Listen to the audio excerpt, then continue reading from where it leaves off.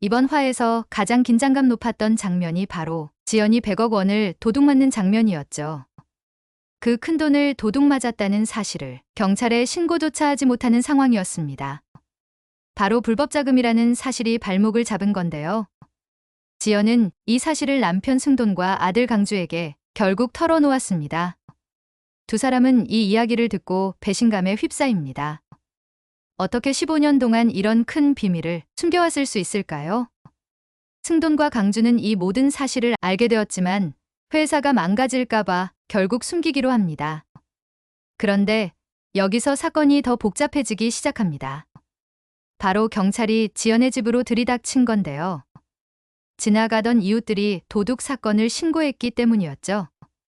그런데 여기서 담당 형사로 출동한 사람이 누구냐 하면 바로 다림의 오빠 무림이었습니다. 무림은 사건 현장을 꼼꼼히 조사하다가 싸구려 라이터 하나를 발견합니다. 고급스럽고 화려한 재벌가와 전혀 어울리지 않는 물건이었던 거죠. 이 작은 라이터를 단서로 무림의 의심은 점점 깊어져만 갑니다. 이쯤에서 다림의 이야기로 돌아가 볼게요. 다림은 강주가 선물해준 지팡이 대신 엄마 봉이에게 새 지팡이를 사달라고 부탁합니다. 그때 봉이가 한 말이 정말 가슴을 울렸었죠. 지팡이 하나만 사. 이 말 한마디에 다림은 엄마가 이미 자신의 눈 상태에 대해 다 알고 있다는 걸 눈치채게 됩니다. 그리고 지팡이 쓸 일 없게 해줄게라는 엄마의 약속을 들으며 감정에 복받쳐 눈물을 흘립니다. 한편 태웅이 다림을 위해 새 지팡이를 사는 장면이 나오는데요. 여기서 태웅이 얼마나 다림을 아끼고 생각하는지 알 수 있었지요. 그런데 차림이 태웅을 좋아하는 줄 알았는데 다림 역시 태웅을 좋아하고 있었나 봅니다. 눈을 뜨면 제일 먼저 보고 싶은 사람이 태웅이라고 털어놓았으니 앞으로 세 사람의 관계가 어떻게 얽히고 설킬지 정말 기대됩니다.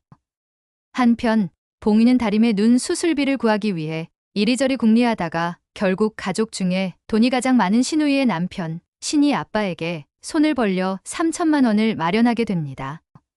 근데 이 돈이 바로 다림의 수술비로 이어질 것 같지 않고 가족들 간의 갈등으로 크게 번질 것 같습니다. 이 와중에 정말 충격적인 사건이 터집니다. 만득과 길래가 산에 고사리를 캐러 갔다가 길을 잃게 된 건데요. 그런데 두 사람은 산속에서 누군가가 구덩이를 파고 커다란 가방을 묻는 장면을 목격하게 됩니다. 처음엔 유기된 시신인 줄 알고 덜덜 떨면서 가방을 열어 확인했는데 그 안에는 시체 대신 돈다발이 가득 있었습니다. 이 돈이 바로 지연이 도둑 맞은 100억 원이었던 거죠. 하지만 이걸 알 리 없는 만득과 길래는 이 돈이 위험한 돈이라는 걸 깨닫고 다시 땅속에 묻기로 결심합니다. 하지만 이 큰 돈을 그렇게 쉽게 잊을 수 있을까요? 돈다발이 눈앞에 아른거리고 마음을 계속 괴롭힐 텐데 말이죠. 다음 화에서 만득과 길래는 그 돈을 다시 꺼내오려는 시도를 할 겁니다. 특히 만득이 가족을 위해 돈을 어떻게든 써야 한다는 생각을 하게 될 겁니다. 도덕적으로 해서는 안 되는 일이지만 현실적으로 다림이 수술비를 위해 나서게 되는 거죠. 봉이도 이 돈에 대해 알게 된다면 다림이의 수술비 문제를 해결하기 위해 어쩔 수 없이 이 돈을 받아들이려는 유혹에 빠질 겁니다. 봉이는 가족을 위해 끝까지 헌신적인 어머니로 등장하죠.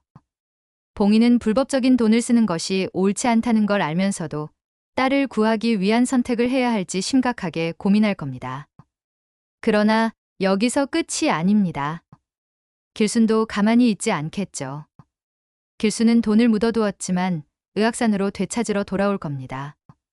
그리고 길래와 만득이 그 돈을 가져가려고 시도하고 있을 때 길순과의 충돌이 벌어질 가능성도 큽니다. 또한 무림이 사건의 실마리를 하나씩 파헤치면서 지연의 비밀에 점점 더 가까워지게 될 겁니다. 지연은 100억 원을 숨긴 사실을 들키지 않으려고 애쓰고 있지만 무림이 싸구려 라이터를 단서로 계속해서 추적하면서 지연의 숨겨둔 과거가 점차 밝혀질 가능성이 큽니다. 다음 이야기가 어떻게 전개될지 너무 기다려지는데요. 다림이 패밀리의 흥미진진한 이야기를 계속 듣고 싶으시다면 구독과 좋아요 부탁드립니다. 감사합니다.